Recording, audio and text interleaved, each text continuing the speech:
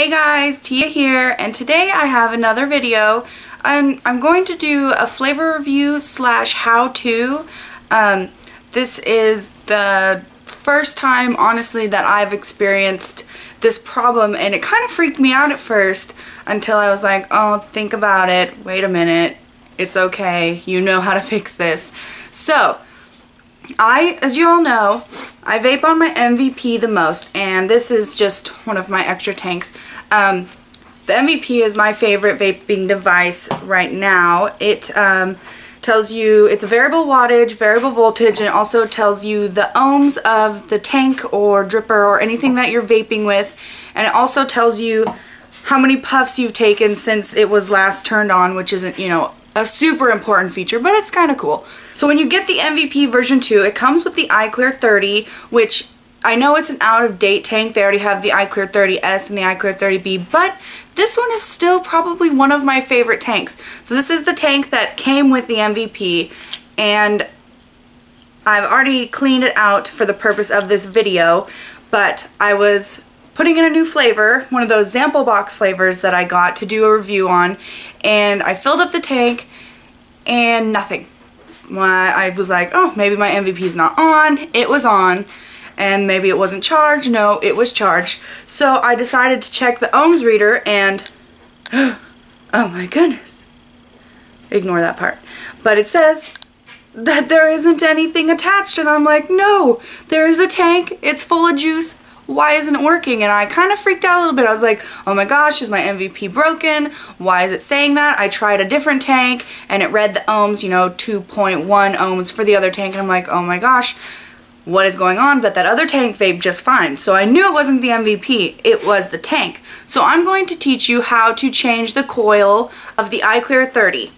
Now, it's very simple, and so I ran down to my local vape shop, Vapors, shout out to you guys, you're awesome. Picked up a spare coil specifically for the iClear 30. Now all you have to do, here, I'll show you the parts. So here's the tip with the swivel, that comes off. And of course, the top you take off to fill it. But don't take it off like that. Now, it's a little bit harder to get the base unscrewed, but you want to unscrew the base, and you can see the coil and the wicks spinning. So that comes off. Now these wicks are still wet because I had cleaned this tank out for the purpose of this video, but you know, they're no longer of use because the coil head is burnt out. So all you do is spin it, spin, spin, spin, spin, and it comes off. So there's all the parts. There's the base and the top, the body of the tank, the coil head, and the tip. Now make sure it's nice and dried out in there. Mine's a little bit wet because, like I said, I cleaned out the tank for the purpose of this video. And then get your new coil head out. So here's the new one with the brand new wicks and everything.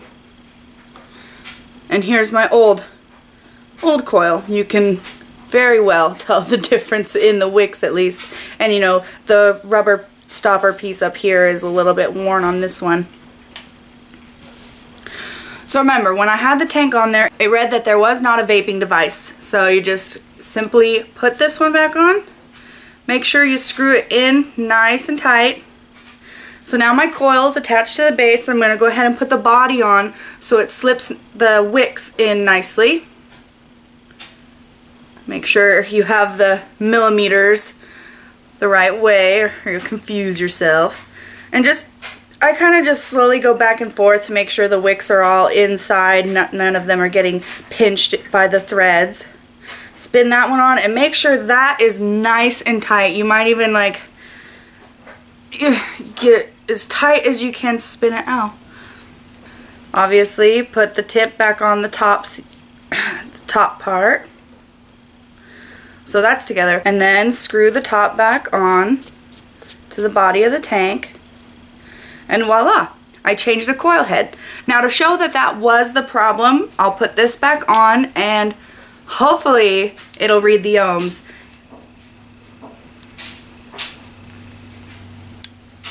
There we go.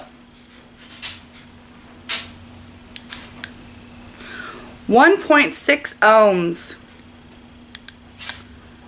Yay! So it's fixed and ready to be filled. Which flavor should I try? I'm gonna go with one of the sweet flavors, that Thunderhead Vapor one that's called Velvet Underground. It kind of smelled like a crumb cake or something. So let me go grab that and I'll be right back. I forgot it. I thought I was all prepared for this video, but you know me, the hair gets to me sometimes. Alright, got my sample box. I am keeping the flavors in here just so I know when I do a flavor review that the specific flavors came from the sample box. Aha! Here it is. Thunderhead Vapor, Velvet Underground, 6 Nick. Alex, you're ruining my video.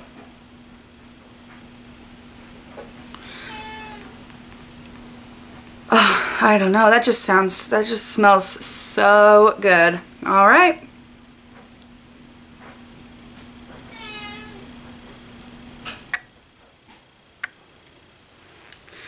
Hang on, I gotta go feed my cat or he's just gonna continue to meow throughout this whole video. Oh, look at my burn. It's starting to peel. Ew, you guys remember that? That happened a long time ago. It's so itchy I can't help but scratch it, and look at it. It's so ugly.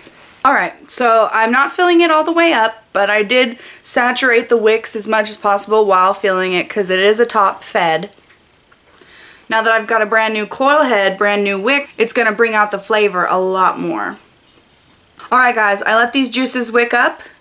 See, the wicks are nice and saturated with the flavor. And I'm going to give it a vape and tell you guys what I think of the Velvet Underground flavor.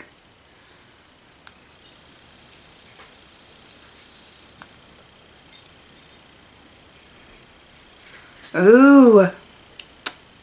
Oh, that is so good.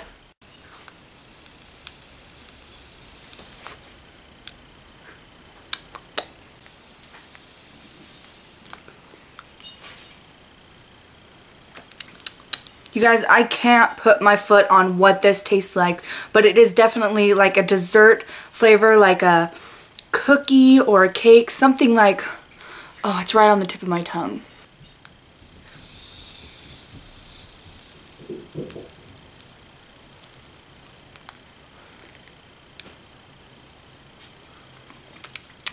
It is almost like, see, I'm just going back and forth. Sometimes I get dessert flavor. Sometimes I feel like it's a little amaretto type flavor.